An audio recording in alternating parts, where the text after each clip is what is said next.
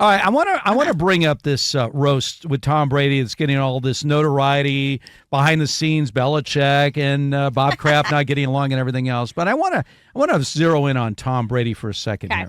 In fact, I want to talk about roast in general. Yeah. Now, I'm one of these old timers that remembers like the Dean Martin roast. They now run commercials. You could get these sets. And these were seasoned comedians, and they used to do this on a regular basis, and they just rotate, who they're roasting. It was basically the same 20 or so comedians back in the day. But nowadays, they want to do these roasts. Once Jeff Ross is there, it's sort of got that stamp of, okay, this is a legitimate roast. So I'm watching Tom Brady through this thing, and I'm thinking to myself, because there were times when he looked uncomfortable. A little bit. And here's the thing about a roast. And this is, okay, so we want to roast you. First of all, if you are highly successful or famous at whatever it is you do, a part of getting to that level is ego. Nobody is that successful in whatever they do unless you got a raging ego. Because otherwise you don't have the desire to get to that level unless you need to feed the ego. But on the other side of it is, why do you have such a big ego? Because you have such incredible insecurities. Overwhelming insecurities often lead to overwhelming egos. So your insecurities drive your ego to constantly feed that ego because you still have insecurities. Tom Brady is a prime example of this. Never got over the fact that he was a 6th-round draft pick. It was that insecurity that continued to drive him to achieve what he did in his amazing football career.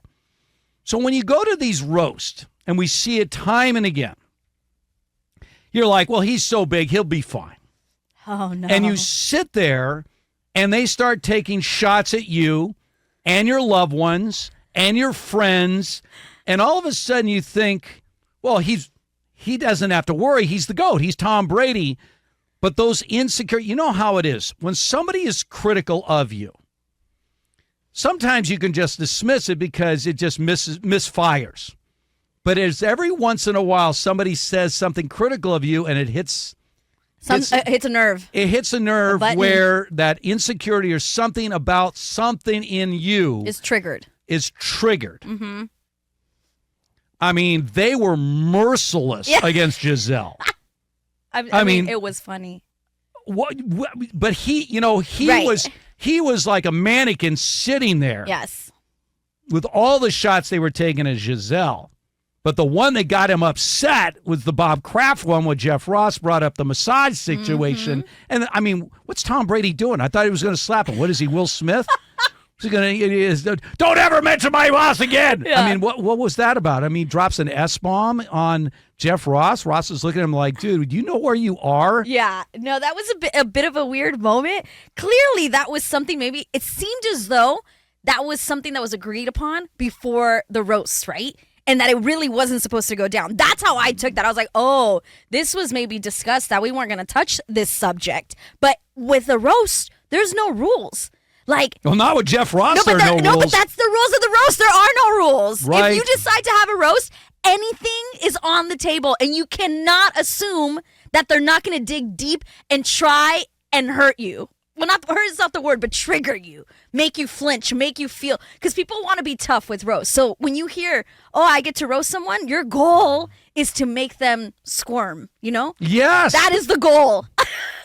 Not to make you laugh. Well, maybe laugh and squirm at the same time. But there is an ultimate goal here. But everything is on the table. Everything. Well, obviously, I mean, they went on and on about his obvious plastic surgery done, which was so apparent. I don't know if you saw Dynasty, this whole... I have not seen it, no. But, they're doing shots of Tom Brady from, during his time with the Patriots, like in 2000. Yeah. He's not even recognized. And then they would cut to a live interview with his, big boofy hair when he was losing his hair when he was younger. And his whole facial structure, it doesn't even look like the same person. Yeah, I know. And then there were moments in the roast where I thought, it doesn't even look like his face is moving. Like, right. Yeah, I mean, It didn't help that. It didn't help that. I mean, and they were taking shots And at they him were about too- his right. plastic surgery and everything else. And there was, so the whole thing between Kraft and Belichick, and this I thought was pretty interesting. When a couple of people that were there were talking. Edelman and I guess Bledsoe were Yes. on, and they were talking on a podcast about. Well, I know what you saw on. During the roast. And by the way, some of the editing on this roast, why are you editing the roast? You edited out the booing Right. of Kim Kardashian. Why would you do that unless she put her foot down and said, take that out? And also, what were you doing there in the first place? And Right. if you're there and you're getting booed, that's fun. Again, it was just weird things about the editing, that reaction to the Bob Kraft comment, like all of that. It was just like a roast should not be scripted, and it almost was scripted. Right.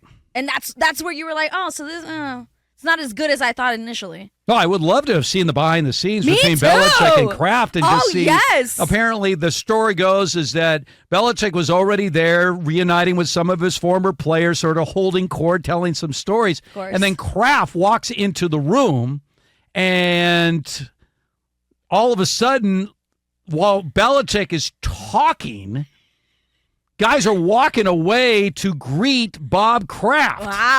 Wow. Which just seems, wow, what is Yeah. that about? I didn't know- Especially when we're yeah. talking about former players. Yeah. When talking about any current guys that need to, kiss his ass, Yeah.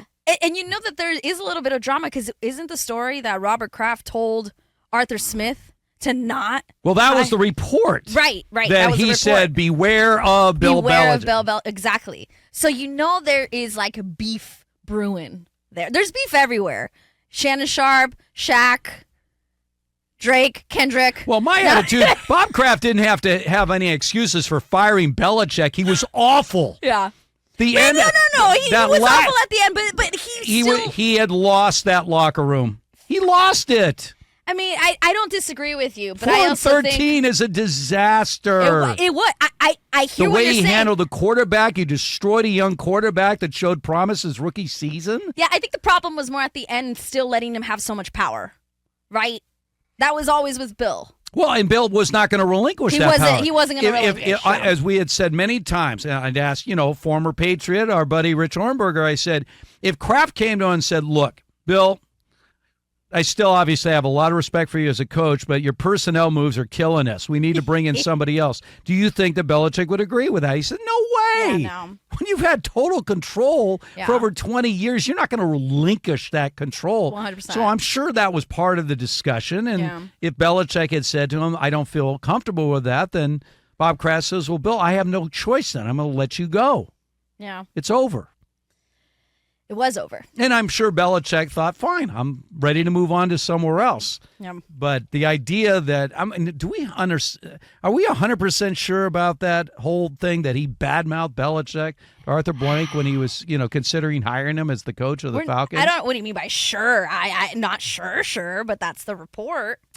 I can tell you this from personal experience. I have had situations where former employers didn't always have the best things to say about me. Mm-hmm. But fortunately, the people that kept hiring me, said, okay, but I'm going to take him anyway. Yeah, and maybe it would not surprise me if it's true, I guess is the point, right? Yeah. Because Bill Belichick is still considered, because of his history, I'm sure everybody is willing to take a chance on him, regardless. You think? I would say so, yeah. Right, even though nobody took a chance on him yet this season. So it wouldn't surprise me if it is that Robert Kraft wanted to kind of stop that, because he's like, I don't want you to take your geniusness to another team, even though it fell flat with us the last couple of years. I didn't think the Atlanta job was all that great for Belichick. I know it's sort of a weak division. Well, it's the weakest It was division. the in weakest, end. and I think that's what the selling point. You actually have a chance to win the division. But the fact that that was the only team that really seriously considered Belichick? Yeah, no, it is weird. It is weird. Because, again, I would take a chance on Bill Belichick, right?